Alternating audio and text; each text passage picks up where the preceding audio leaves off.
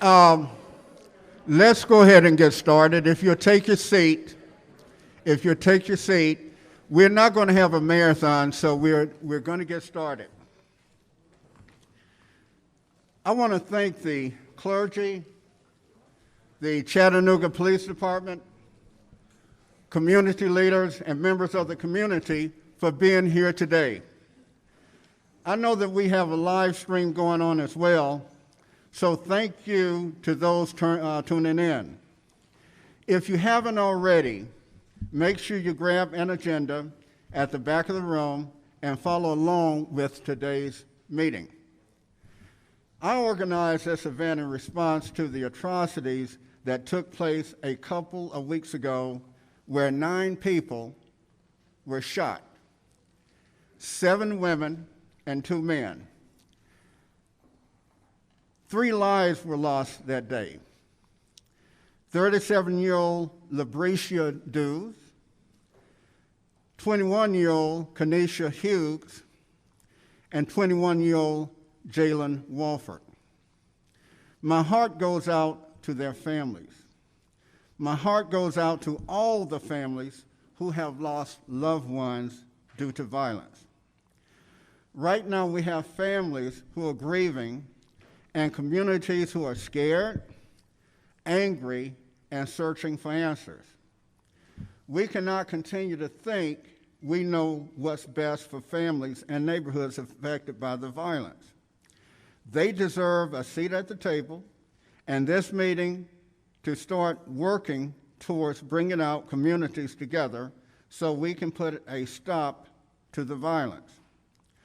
I've asked several leaders from the Black community to say a few words about what they've experienced, but we need the community's voice to tell us what they need and how we can help them. The county mayor and members of the county commission present today are here for you. It is past time for the county commission to step up and get involved. We want to hear your stories, your needs, and your desires for the future. How can the county commission help? This is not a platform to place blame on anyone. This is about hearing the issues facing the Black community and working towards solutions to put an end to the violence. Our job as the county commission is to help provide solutions. We need to find ways that cross the divide and bring us together as one community, helping those in need. Before we begin, a few housekeeping notes. The bathrooms are over to the left. And water is there. For each speaker coming to the microphone, and you do have an agenda, you will have 3 minutes to speak. Stand up. You will have 30 seconds. Let's see here. David, you have your cell phone. Each person 3 minutes. Once they get to 2 minutes, 30 seconds, stand up and alert them they need to wrap it up. Speakers, let's keep the flow moving, so please sit close to the front and be ready to come forward and speak right after the previous speaker has finished. For those here today and on live stream, we've added time for Q&A from people here, and that Q&A will take place at the end. So, Pastor Sands, Chris Sands, where are you? Please, get us started.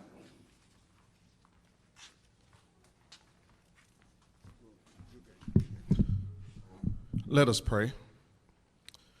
Father, we first come to say thank you for your grace and for your mercy. We ask that you will be with us during this time. It is in times like these that we need you the most, and we ask, God, that you will give us wisdom, strategy on what to do and how to do. And God, we pray for peace during a time like this. We ask that you will lead us and guide us from every walk of life, that Chattanooga will be the best place for your glory, for our story. It's in Jesus' name, amen. And the first speaker, if you come forward, let's see who that is. David Young, Police Department, and I think it was Glenn Scruggs who was supposed to be contacted. Glenn, are you here? Please come. Give me 3. Is David here? David is in interview. Okay, thank you. Glenn, if you give us 3 minutes, what do you see out here?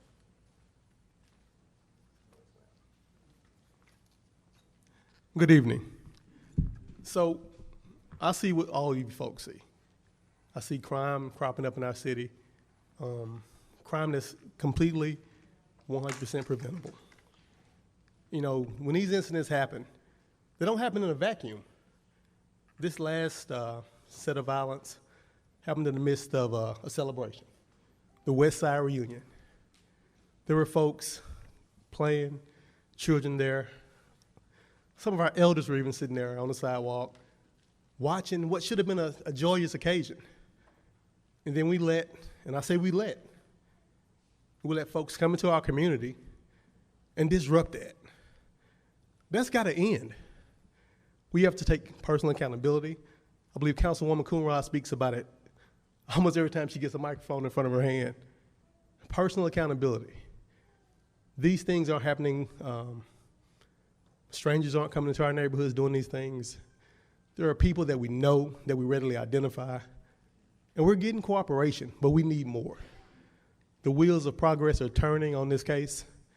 We're getting cooperation from community members, but we implore you, if you know something, if you saw something at night, or in any of these incidents that have come up, come forward, because we can't handle this and we can't fight this without your help. We can't solve these crimes without cooperation from the community. And we rooted our entire process on community policing. That's 2 words, community and policing. We can do the policing part, but we need the community to pitch in, to take a risk with us, to step forward and say when you saw something. And I guarantee you, if right now I committed some crime against Commissioner Mackey, there would be dozens of witnesses in this room to say, hey, it was Glenn Scruggs, I saw it happen. We need that, guys. I mean, these things aren't happening in a vacuum. People see these events take place. And it's incumbent upon each one of us to take that personal risk and step forward and say what you saw. We're there 24 hours a day. If you need us, we're just a phone call away. So like Commissioner Mackey said, you know, reach out. If you see something, say something. I think everybody in this room pretty much has my personal phone number. Call me. I know Councilman Hester calls me all the time. If you guys see something, or if you know something, let us know. We are more than happy to accept your partnership, because that's what it's going to take. It's going to take us not being so, as a community, us not being so married to some of these individuals that we aren't willing to divorce them for things that they're doing. Because, like I said, these are folks that we know personally, that you guys know personally, and that we could put people away just like that if we get some cooperation. So, again, we're here. We're going to be here for the rest of the evening, rest of the afternoon, rather, to take information, to answer questions. If you have any questions or comments, just feel free to wag one of us down. Thank you.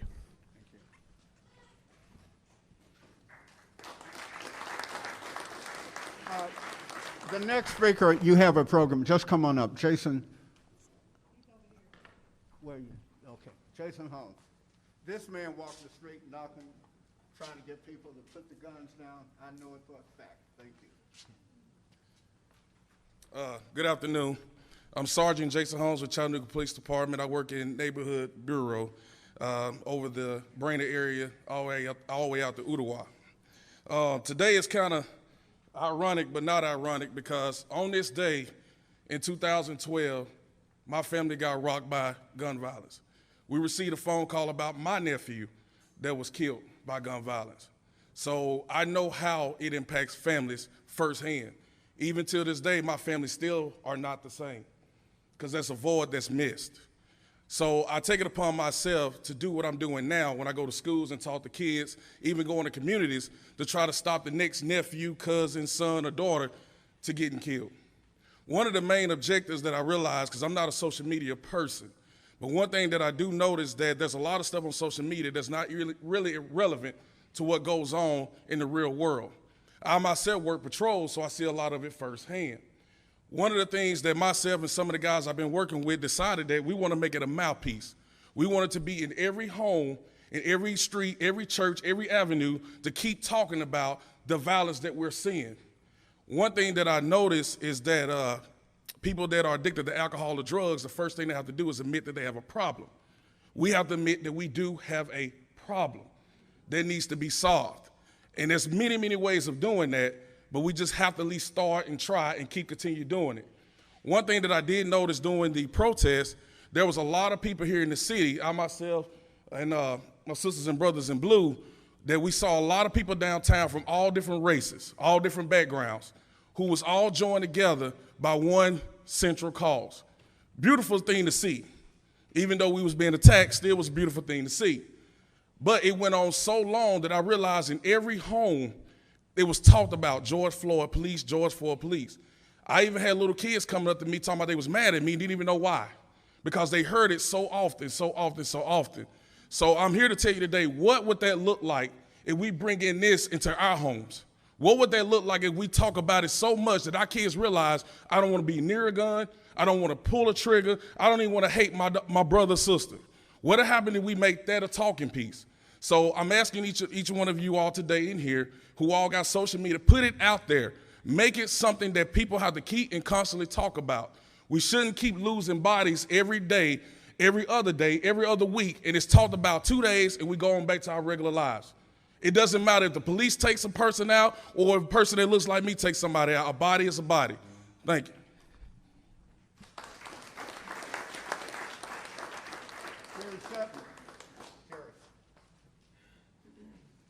This lady did a beautiful thing during the protest. Did you all see what she did? On one evening, the protesters came down, and one of our guys from the deputies, one of our deputies, leveled the gun at him.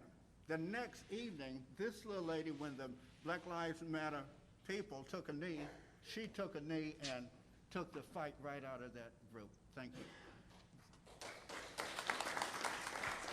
Commissioner Mackey asked, what have I seen?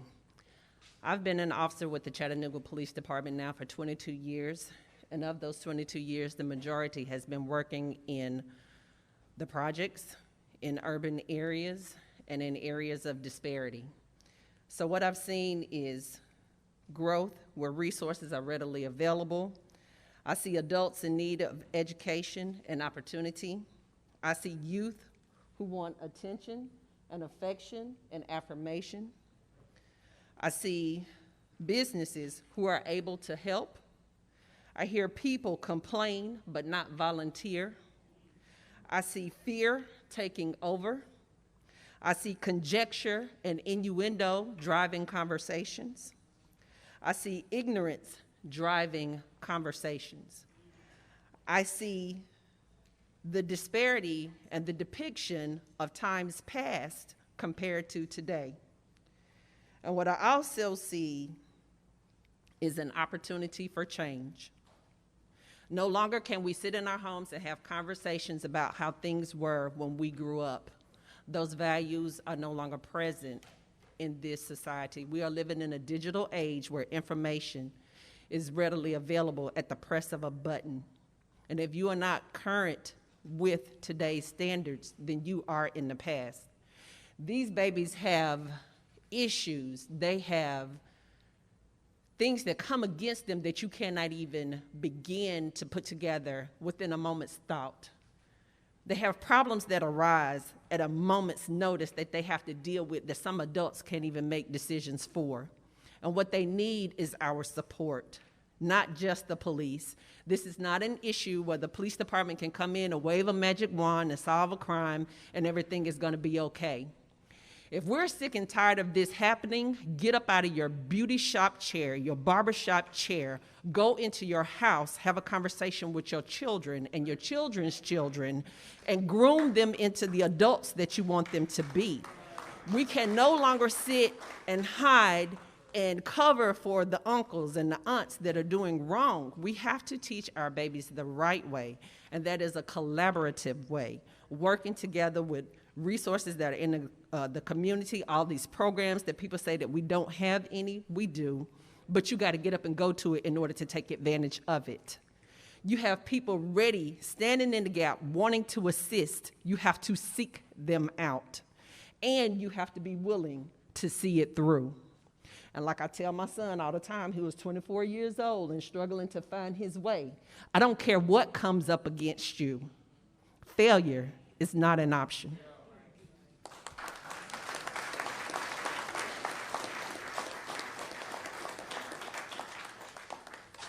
Deborah Maddox, a community person for decades, is coming up. As she do, I want to acknowledge county commissioners are here to listen and take note. There is County Commissioner Sabrina Smetley, she's chairwoman. County Commissioner Greg Martin, he's here. County Commissioner Kathleen Jeter, she's here.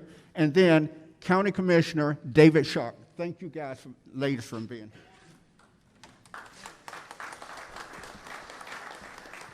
Good afternoon. First and foremost, I am not a public speaker. I'm a doer, okay? I'm behind the scenes. That's what I do. I am Community Outreach Coordinator for the City of Chattanooga under the Office of Community Health, Public Health, and that is where they have placed public safety. To date, we have had 22 homicides, 103 non-fatal shootings to date, and when they had the West Side reunion, we had those 7 ladies that were shot, and 2 of them died. Today, I looked in the Free Press. In Atlanta, there was a lady who was shot and killed and then dumped on the highway. Yesterday, a UTC student died. This is a national problem. This is just not a West Side problem or a Chattanooga problem. And we got to look at the fact that we've got to start standing up and see what we can do to fix the problem. Not just sit back and look at the problem. Because the Bible says that we are not to just be hearers of the word, but doers also. We've got to do something. So this is what I'm challenging you. A wise woman once told her son that if you are representative of one toothpick, you can be broken very easily. But when you come together and there is a handful of toothpicks, just imagine how hard it is to break. It is nearly impossible. This is what we've got to do as a community. We got to come together. Not just black, not just white, not just rich, not just poor, not just project, not just suburb. We got to come together because we are all people here. And my daddy told me, he said, Dale, he said, look at the next person. Do they have 2 eyes, 1 nose, and a mouth? Then you're just like them. And that's where I stand. So I'm saying today that we need to do Ubuntu, which is I am because we are. Thank you. Ms. Maddox, before you sit down, we are here to see what do you want us to do. That's the county man. I overlooked him a second ago. He is here to see what you want us to do. And as others come forward, Troy, please, come on. A worker. I'm gonna be honest with you, I'm tired of meeting. I'm tired of coming to the same meetings, y'all, we ain't doing nothing. We worse than the Bloods and the Crips. The county don't want to work with the city. He don't like her, we don't do nothing. And guys, when we do that, our kids are dying. I'm not gonna waste my 3 minutes. I'm tired. It's about your heart. I'm not coming to no more meetings. I'm answering phone calls of people who have violent things that happen to them. That's what I'm gonna be doing for the rest of the time. We can't make you do it. We've had these meetings before, and it's still we at the same place. You got to want to do that. Guys, understand, nobody is born bad. There's no kids that wakes up one morning and says, I'm going to blow your brains out. These are things that happen to them when they're in elementary school. If a kid cannot read in elementary school, he's going to prison. He's going to struggle. If he grows up in a poverty house, come on, guys, it's going to be hard on him. If he grows up with no father in his home, he's going to have issues. Everybody sitting here with your mouth open. Guys, y'all know what's going on out there in the urban communities. And until we throw economics, until we throw fathers in the thing, until you mentor. Guys, listen, let me tell you something. Everybody who know me, I worked in the West Side for 10 years. Me and Sarah just talked about it. We was there for 10 years. And most of our kids are doctors, lawyers, doing things because we were two things. We were consistent, one. And two, we loved. Now, hold on, you gotta give me 2 more minutes. I'm gonna speak my truth. And if the city don't want me no more, that's cool too. Because I'm tired of playing. We play too many games, and we're gonna bury more kids. So you don't get the phone calls that I get at 3 or 4 in the morning. You don't get the calls me and Miss Jebber got to run and try to get something together for somebody because they ain't got money to bury their kids. It's right here, y'all. Y'all don't pay me enough to leave my kids and my wife and my kids for the last 25 years to raise others. So, guys, until we care about our 4 and no more, until we get out there and grab Baby and them and take them with us when we go somewhere. Guys, we got to take them to Alabama A&M. We got to take them to TSU so they can see people who look like them doing good stuff. It ain't no rocket scientist, baby. Listen, let me tell you something. Until we work together, until the county and the city, when you got systemic issues, you got to have systematic change. You can't have a systematic issue and have a meeting and not do nothing. Systematic, you got to have a systematic plan.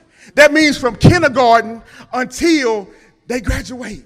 Come on, y'all, they all our babies. And when we lose one of them, come on. Our community is not whole if we lose one, whether it be from here or to Ooltewah. I'm not coming to no more meetings. Don't call me to come to no more meetings if you ain't finna get that work. We gotta get the work, baby. The work is in the ground. The work is on the ground. And those of y'all who got the money to pull the trigger, man, pull the trigger. Stop playing with us. Because when you play with us, our kids are dying. Put a systematic plan together. I'm telling you what to do. You ask me what to do. Put a systematic from kindergarten to they graduate college. And I guarantee you we can begin to change this city. You and I are the aspirin. Say it with me, Chris Sands. You and I are the aspirin to someone's headache. How long? The question is, how long we gonna let them hurt? You and I are the aspirin to someone's headache. The question is, how long you gonna let them hurt?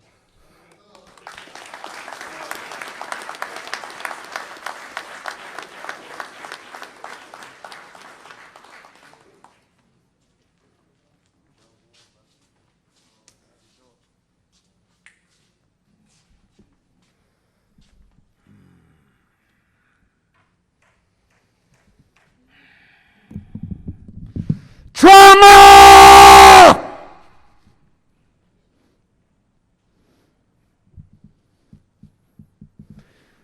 That's what's heard in our children's head 24 hours a day,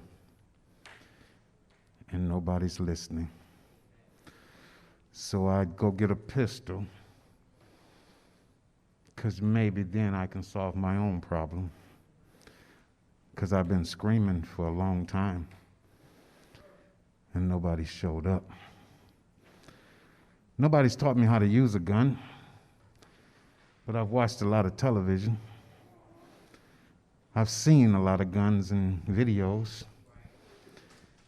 My mother even keeps this gun next to the bed because I don't have a father, and this is the strength of our house. She's even told me that if somebody comes to the door at night and I'm scared and she's not there, to go to that drawer, because that's where your strength is, son. It's not in God. It's not in the next door neighbor. It's not in the uncle or the pastor of the church you go to on Sunday. But it's in the pistol that's in my drawer. I'm known as Uncle Joe. It's a term of endearment to young people that are dying and crying out for help. I'm originally from Detroit.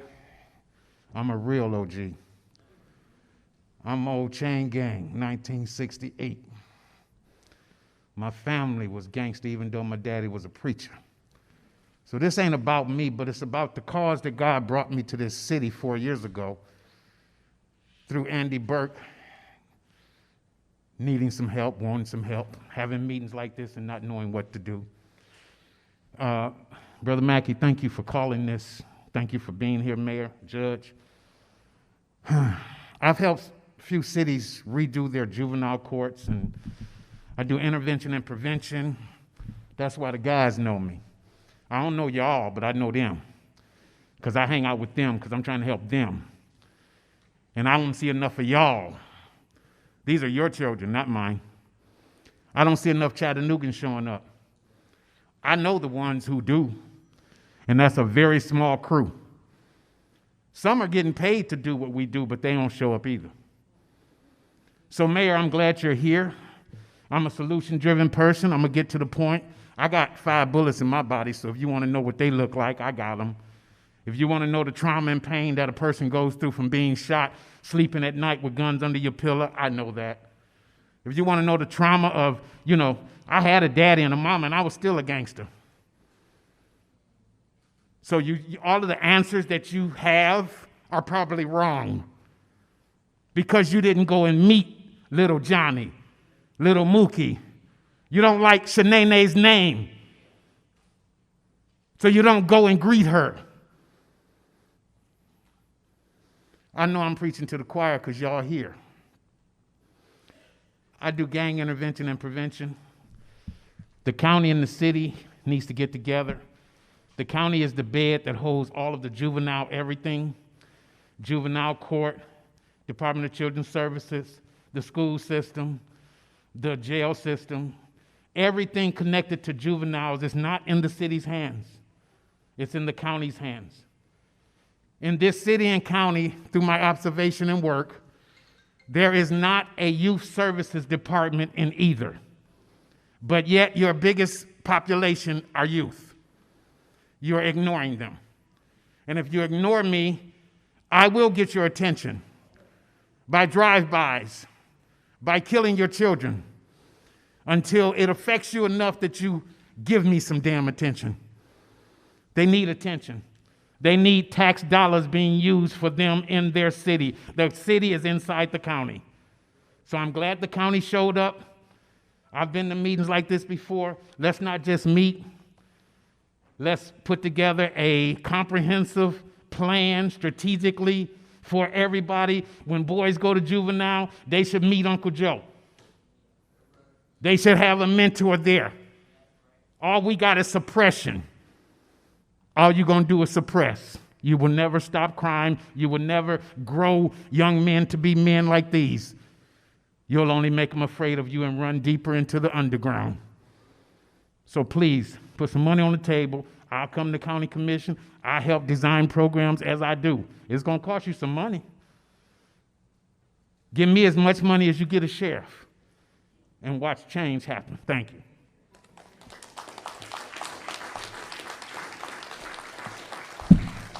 Thank you.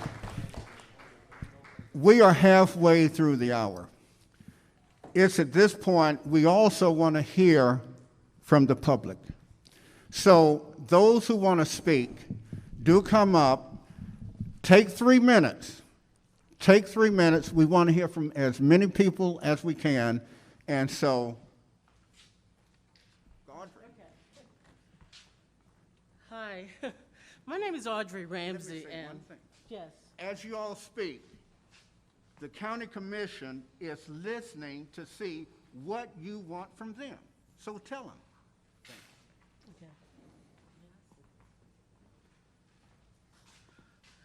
My name is Audrey Ramsey, and I was born and raised here in Chattanooga, Tennessee. I left in 1989, and I returned just recently in 2018. And from my observation, what I observed in this beautiful, scenic city of Chattanooga, Tennessee, was primarily in the Black community, my people living in fear, lack, and separation. I want you to take a look at this young man. This is my brother, Donald Cornelius Ramsey, murdered over 30 years ago in Chattanooga, Tennessee, in his apartment off Highway 58. And today, I still grieve him.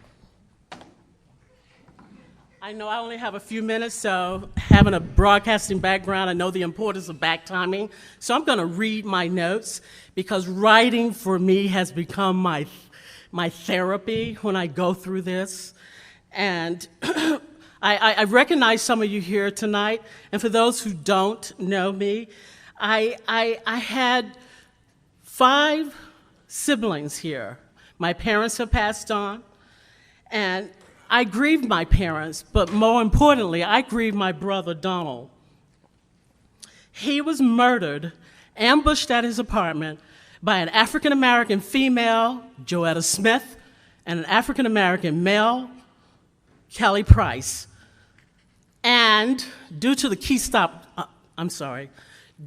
Hamilton County detectives, Parham and Sneed, they got off with second-degree murder when we were seeking first-degree murder. Now, don't get me wrong, I respect law enforcement, but my grief went from sadness to anger during those days. And to hear about those 2 African-American women who were killed during the mass shooting a couple of weekends ago, it brought back all of those emotions. And to me, those 2 people who murdered my brother were from, as we learned later on, dysfunctional homes. No doubt, suffering from unattended emotional and mental health issues. As I sit here today, I'm angry still after hearing about those ladies who were killed. And the message is very clear to me. Black women in this city are not respected. And I grow angrier, and I get sadder. And here we are, 3 weeks later, and we still don't know who the perpetrator or perpetrators were or are. And then, of course, there was that recent manhunt in Saudi Daisy. And we know during that time, the TBI, the Chattanooga Police Department, the Hamilton County Sheriff's Department, and many other law enforcement agencies were brought out. And I wonder if the same attention is being given to the investigation of the murders of these 7 women and the one shooting that happened in the same weekend of a murdered man. It's not surprising, but women, we are fighting on all fronts. We are aware of the impact of racism and institutional racism, which has brought on the overall health and mental health issues of our culture. And black crime is nothing new. We have only seen it grow worse.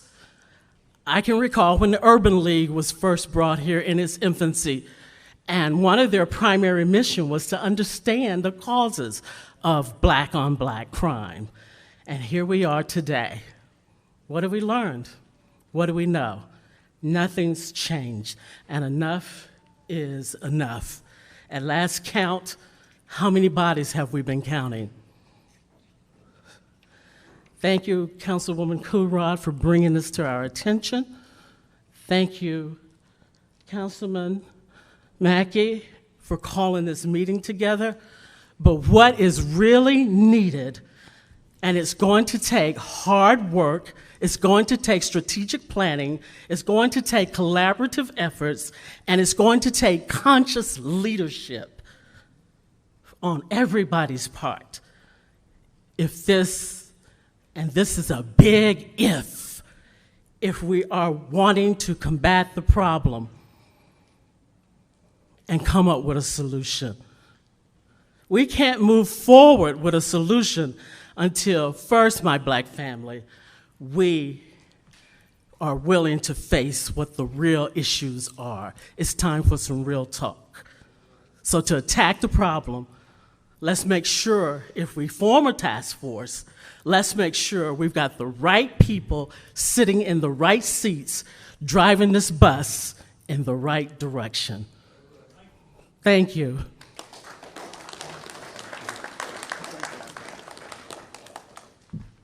We're beginning to run short of time. If you'll limit yourself to 3 minutes, David is going to stand at 2.5 minutes. Charlie Wyckoff. I want to thank Commissioner Mackey for bringing this convocation together. My name is Charlie Wysong. My wife Brenda and I have 15 children, no adoptions and no twins, 11 boys and 4 girls. And I want to briefly tell you about the investment that we have made in our 15 children. In Psalm 112, God says this, "Blessed is the man that feareth the Lord, that delighteth greatly in his commandments. His seed shall be mighty upon earth." The investment that my wife and I made in the life of our children was that we desired to fear God and keep his commandments. We diligently sought after the Lord, and if I said to you that I'm not perfect, that wouldn't surprise anybody. But here's the thing. Most of our children have their own businesses, but more importantly, out of our 15 children, all of them are following the Lord.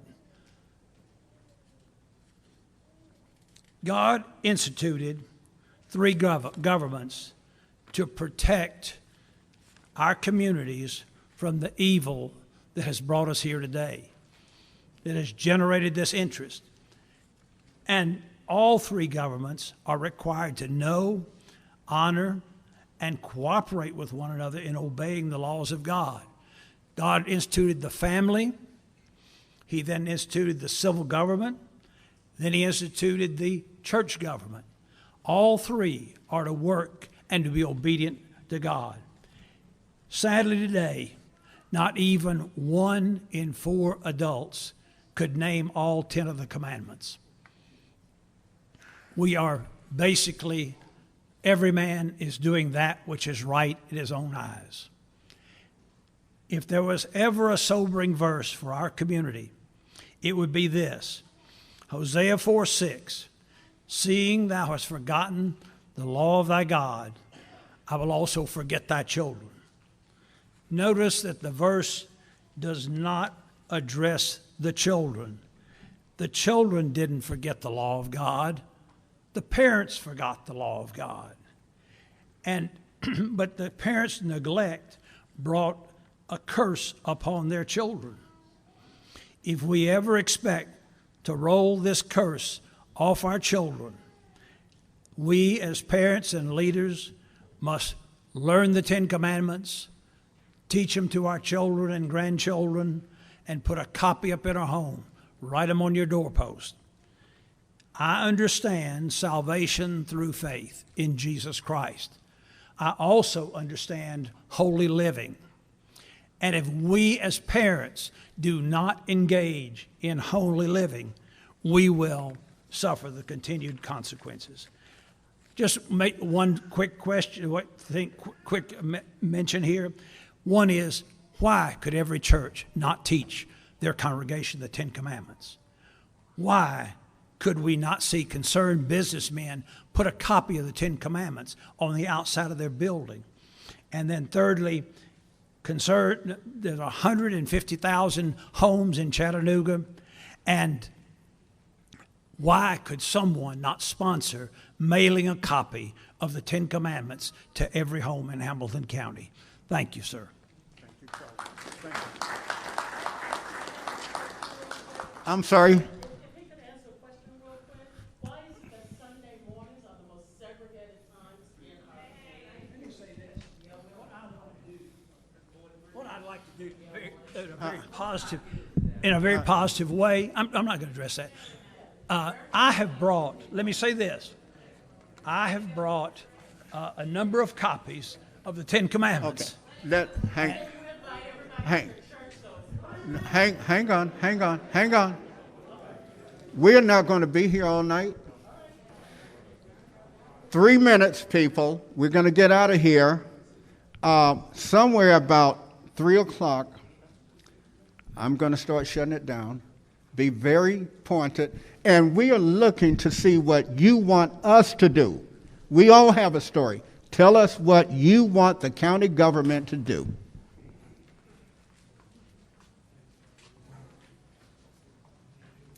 Good afternoon. My name is Doug Doherty. I've been a resident of Chattanooga for almost 70 years myself.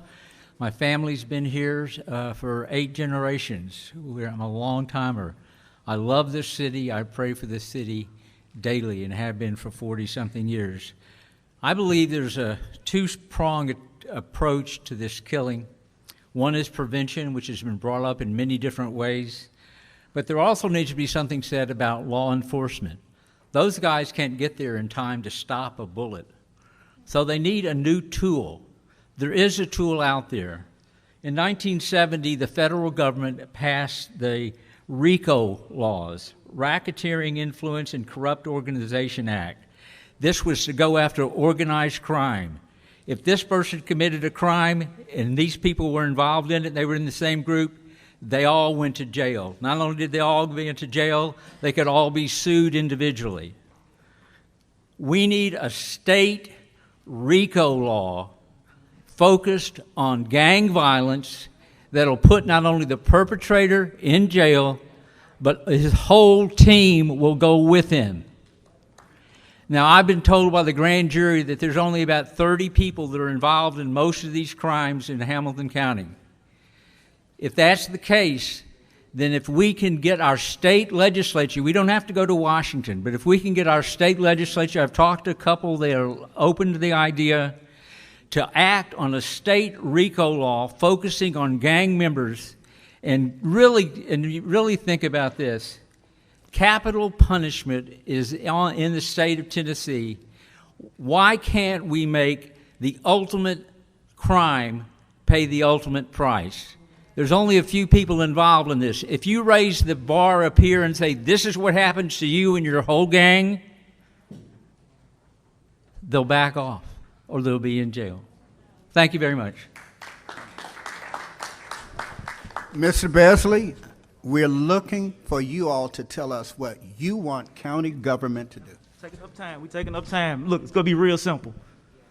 I've been in this city for 40 years. Chattanooga native. Grew up Alton Park all my life. What we haven't done is invest in those that's doing the job. I need the city and county. City you wouldn't recognize. We got Ms. Coonrod and Ms. Dodley and Ms. Hill. We need us to come together. Invest in the people that are doing the jobs. We got our recreation centers are our source. We need to invest more into our recreation centers. They can do the job. We got different people all over our city that's actually boots on the ground and not being put in the mix of the solution. That's what we need. Our young men needs PE, positive exposure. We need that. If I didn't have positive exposure when I was growing up, I'd be just like a lot of these men around here. But I had people that gave a darn about us. We have to get our butts off behind our desk. We have to get our butts in the streets, in the communities that we serve. Like I said, I've been in youth development for 16 years. A lot of us have been commissioners and councilmen for 16 years, and things are still the same from when I was in high school.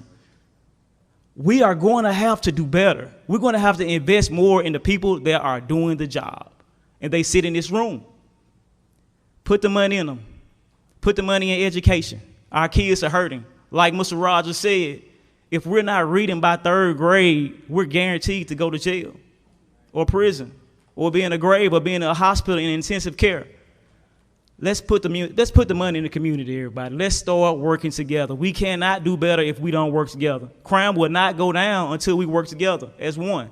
That's all I got. Peace and blessings. Thank you for those comments. The public schools have our kids for the most part. Parks and Rec, as Mr. Bessler said, is the next most used. I stand with a heavy heart. My nephew was killed on Cloud Spring Road last Thursday night. I had another nephew that blowed his brains out because the system let him down. Of mental health. My sister ran raggedy to all of the facilities to get him help. Couldn't even get him disability. The family had to put money together to buy his medicine. I work for an organization, the Urban League, under a great leader, Mr. Warren Logan, that loved this city and these people, that put in me, Gene, if you ever see anybody that's down, don't ever look down on them. I work with Troy for being a mentor at the city. We work with the UL program that helped many gangbangers to get themselves together. They see me. Some of them tell me, I'm working now. I'm doing this. I'm doing that. I came from Alton Park. I came from a rough place. But I was around leaders, Ms. Elizabeth Dixon, that died to try to get the villages. We have put leaders in here. We have put commissioners and people in. I worked with Warren Mackey on his politics to get him in. But we need you to start doing stuff. We need you to come in the communities and visit these people. You know what they say? I get many calls answering the phone at the Urban League. Say they ain't gonna do nothing. They ain't gonna do nothing. I ain't got nowhere to turn. I ain't got nobody to turn to. It's time. When I was growing up, I'm gonna say this quickly. I knew Donut. I knew Frank Newsom. I knew Loving Good. I knew Norwood. You know how I knew them? They came in the community. They got to know our families. They got to know our parents. They had a relationship with them. And they got respect. Donut still sitting back there. They might have called him low down or whatever they wanted to call him, but he did what he had to do. They weren't scared. And this is what's got to happen. You say what we need to do, Mackey? We need to get in the communities. I mentor and talk to a lot of young women come through this. Women in gangs, these young girls in gangs too. They'll shoot you bad as some of the dudes. But you got to get on their level. Mr. Logan told me, he said, that's why I hired you, Gene. I never seen nobody in that front can get on these folks' level. You know why? Because that's where I came from. And you got to get on their level to be able to communicate with them. Come out to churches. We got churches on every block. What are they doing? We need them to come out to churches. If that's where the people are going, help them. That's what we need to do. We need to be a community. I don't want to hear we bury my nephew Thursday. I'm tired of waking up, getting phone calls, and my family's crying because somebody has died. My brother, Skip, a lot of you know him, he went into the communities trying to bring the gangbangers together and all of that, started GED classes. He couldn't get no help. You need to reach out to the people, know how to reach the people, and that's how we're going to get help. Thank you, James. Thank you. Sean, you got your phone, 3 minutes. Stand up at 2 minutes and 30 seconds. I don't need Sean to time me, but what I will say is because the city council, we got to get going because we got an agenda session. So I wanted to make sure that my colleagues was recognized because we're here too, and we're a part of the conversation. We initiated the conversation. So Councilman Hester, Councilwoman Dotley, Councilman Ledford, thank y'all for showing up today. I wanted to just come up here and, because guess what? This ain't a ranting session. We put this together to ask for solutions. So both of us, the city and the county, can work together. I'm gonna ask a couple of questions. How many people here have watched a drug-addicted parent overdose from heroin and had to clean it up? How many people here, parents were addicted to crack cocaine? How many had to watch a sibling get killed or a mother or father get killed in their presence? How many people have lost a best friend, anybody, to violence? Enough of us in this room.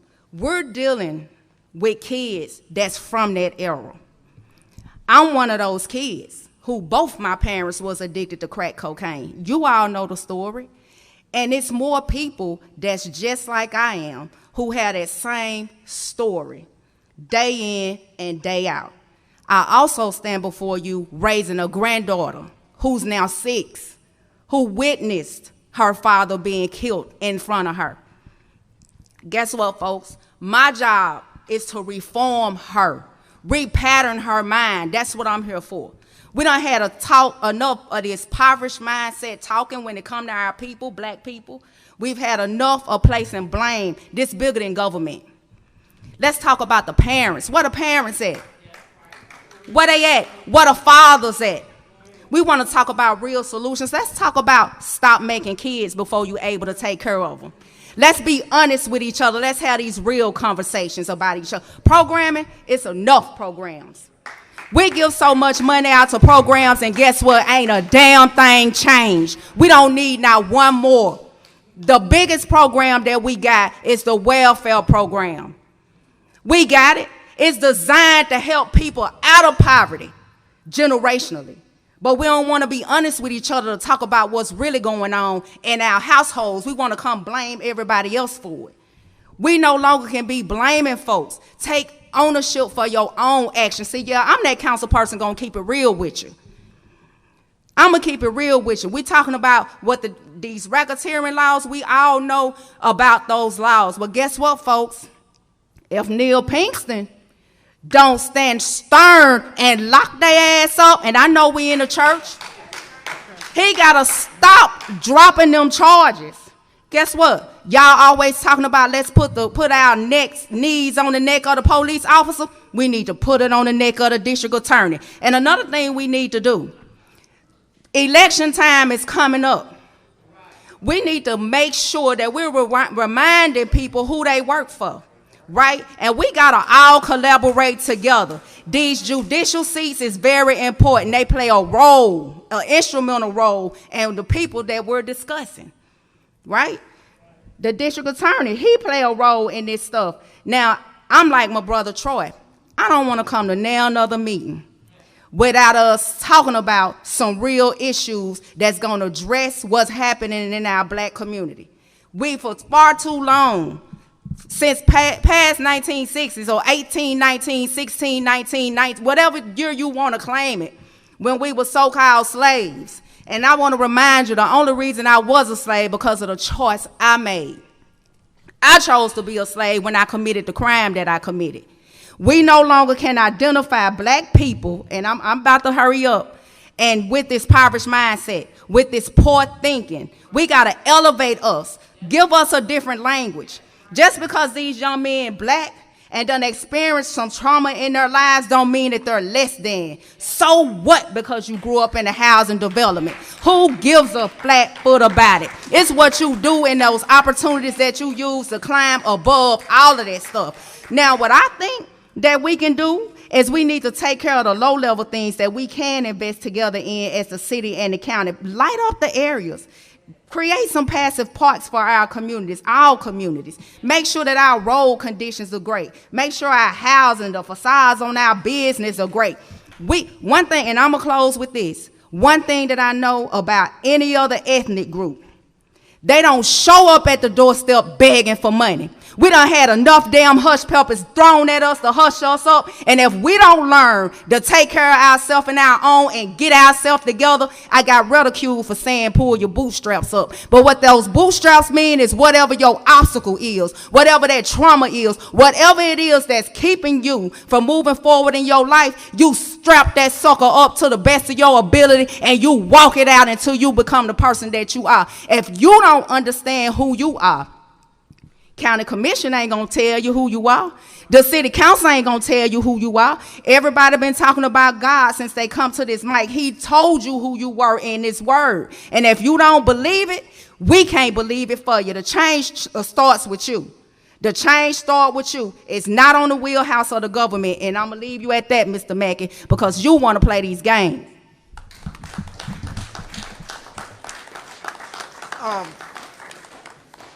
We can't take everybody here. If you just got a burning thing, come on, because we're going to wrap it up. Go ahead.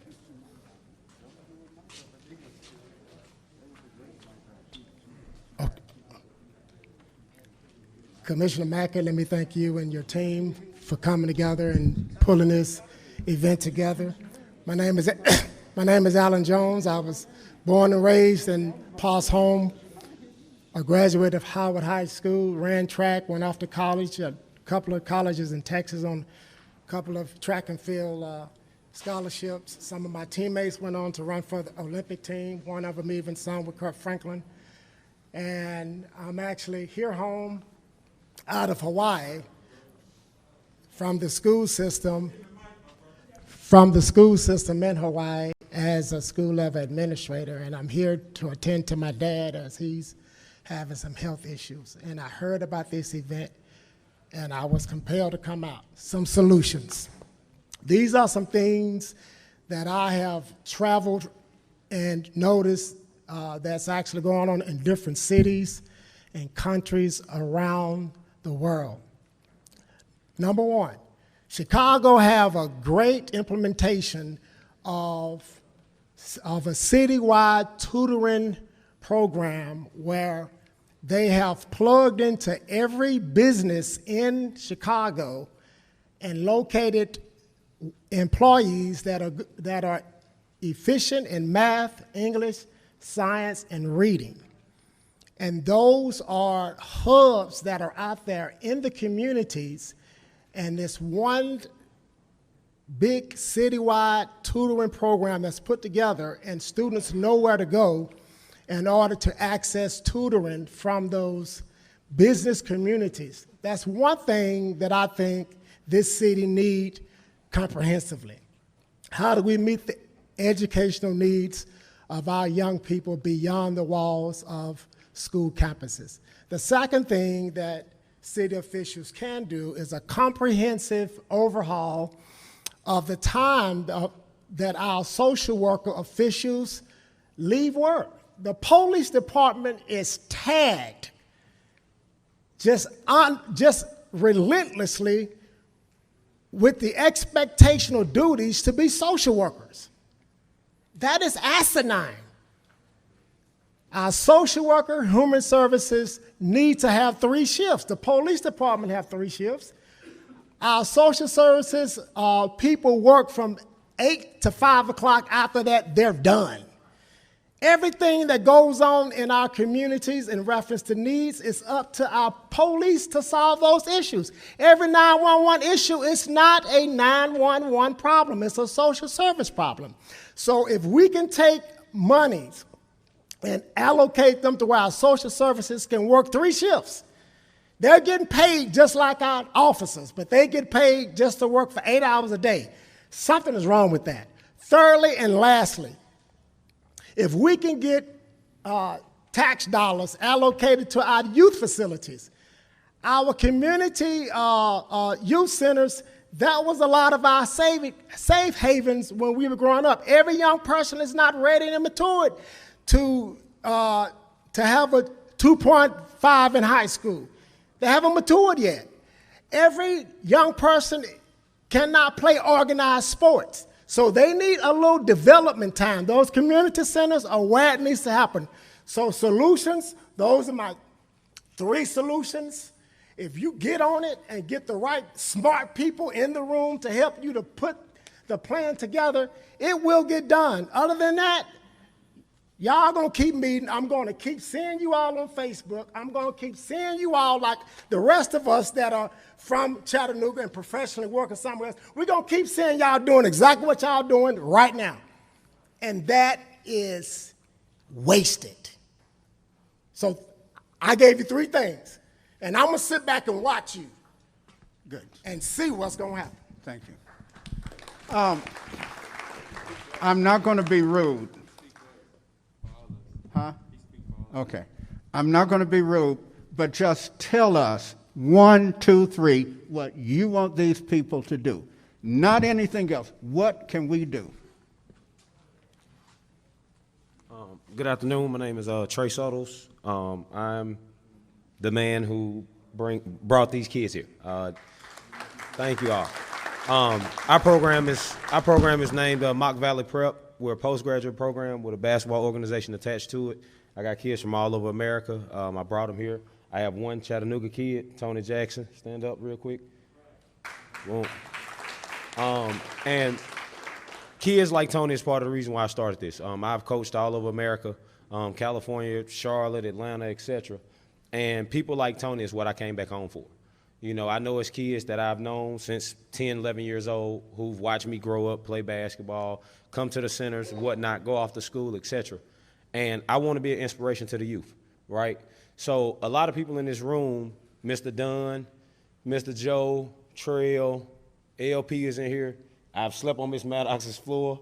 Miss Jerry lived above me in the Dotson Apartments. And I know most of these people, and most of them know me, and they've helped raise me. Like they used to say, man, it takes a village. I remember times where the city and the county was split.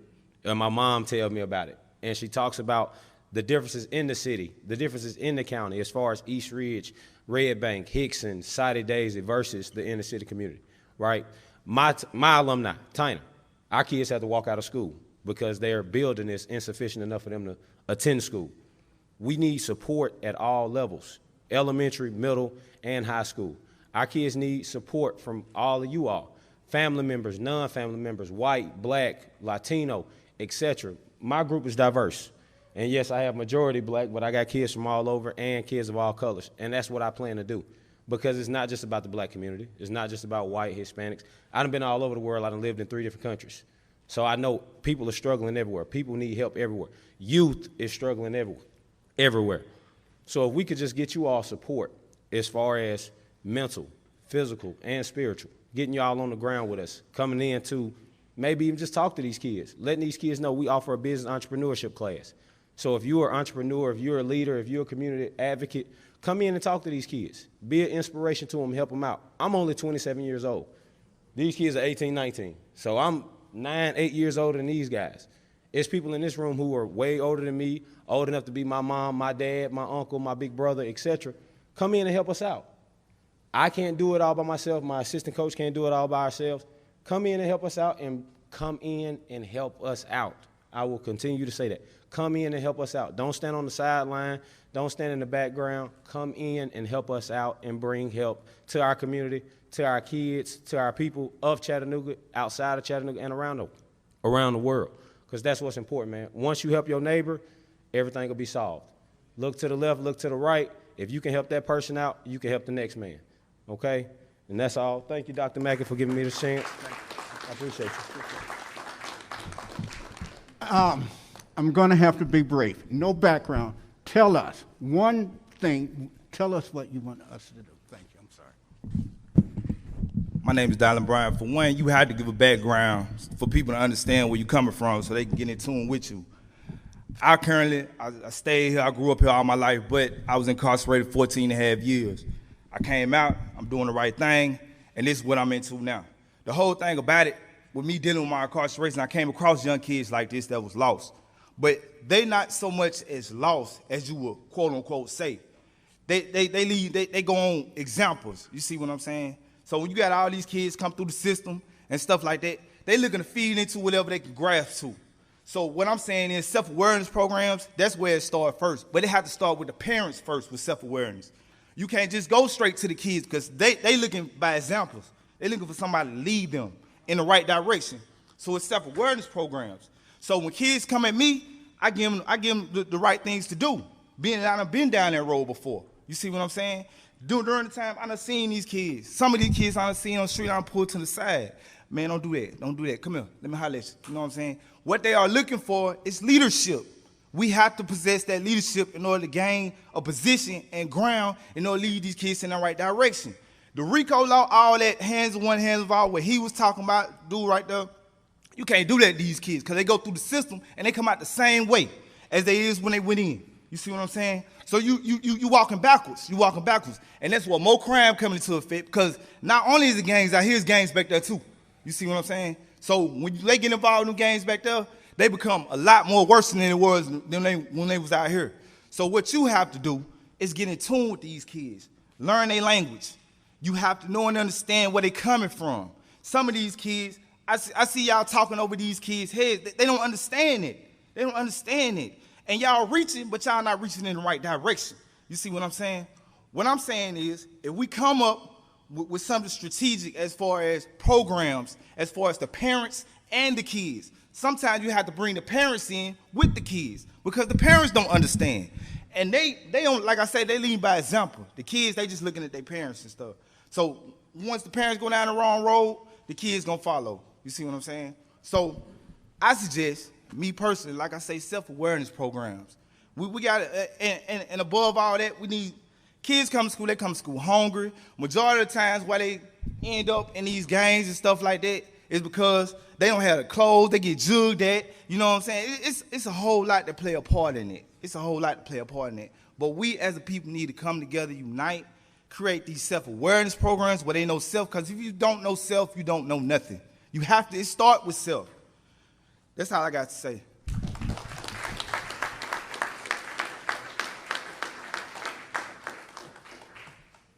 My name's Philip Weissong. I'm a business owner here in Chattanooga. I'm a part of both systems. I had great parents, and I ran astray, and I acted like an idiot and did stupid things. I went to jail, all that fun stuff. So my perspective from that is it's not the parents. It's not on the parents. It's not on the children. It's on you. You as a person are responsible for you, no matter your age, no matter your ethnicity, no matter your wealth, no matter how poor you are. We grew up poor. It sucked, but we pulled ourselves out of poverty. That's not on no one else except you.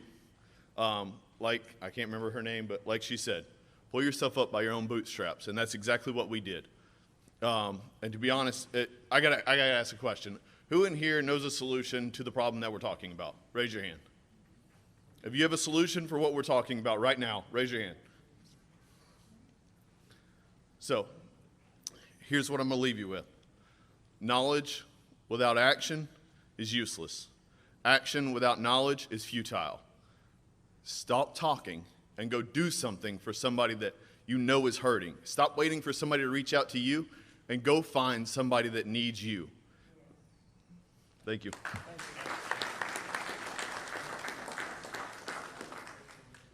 Hey guys, my name is Emily Kate Boyd. Solutions. Well, I think we're looking at the problem wrong. I think we're trying to solve crime, right? Crime is an infinite game. We're never going to get rid of crime. Crime's just going to keep happening. Punishing people for the things that they've done on their worst day isn't working either. If capital punished worked, Doug, I know Doug is gone, but if capital punished worked, then it would have worked, but it hasn't. What I do know is that I started in public school and I finished in private school. And I've heard the differences between education and how we say it's education, it's education. And I think education's important, yes it is. But at the end of the day, I learned advanced algebra, but I did not learn how to manage my rage and shame. I'm gonna say that. I graduated from Baylor, privileged, with all the education I could ever need to be the most successful person I could ever be. But I didn't know how to manage my rage and shame. We can learn cumulus clouds all day long, but if you don't teach me how to deal with my emotional body, my emotional self, by the time I'm 6 years, 7 years old, if my parents never got that education either. I love my parents so much, but they were kids raising kids. And y'all know kids raising kids, they didn't have the emotional intelligence either. It's not their fault. Rage and shame. Why don't we focus on educating our community and each other on how to manage our emotional lives so that trigger never gets pulled again?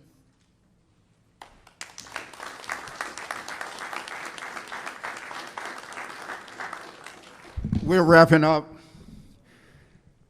I want to thank every one of you who spoke today. We hear you. We see the pain and the struggle. I want to address now the mayor and the county commission for a moment. When we were elected into the county commission, we took an oath to serve the needs of the citizens of Hamilton County. Not just the needs of those who live in our districts, but for all of Hamilton County citizens. I'm standing here today because it is time for us, the County Commission, to get involved. It is time for us to step up and do the job we were elected to do. So, I am asking each one of you to keep your eyes and your minds open to the needs of the family and to understand the fear that we live in daily. I am here because my community, and I'm stepping to the plate with the mayor. So now listen, this is very, very, very important. I'm going to speak for a moment to County Mayor Coppinger. You, I, and the County Commission have listened to the pleas of people in Hamilton County. We've heard their pain, their frustration. So, Mayor Coppinger, I'm going to ask you to give us your word and agreement that we, as a county commission, can count on you for your support to help this violence taking place in Hamilton County and especially the black community. So the point is, can we count on you and get your word that you're going to work with us and help us address the violence in the black community? I don't know if you all heard him. Say that one more time, Mr. Mayor. Certainly, or absolutely. Okay, now you all heard the mayor pledge that he's going to help us along with the county commission. So now, this is a beginning. It's not an end. At our next event, we want to hear from the women in the community. We want to hear your voices and your input at the table. We will be having a brainstorming session on how we can bring together those who are already doing great work in the community. We will be working to find where the gaps are and what we can do to fill those gaps. 6 weeks from now, Tuesday, November the 16th of this year at 6 p.m., we will meet.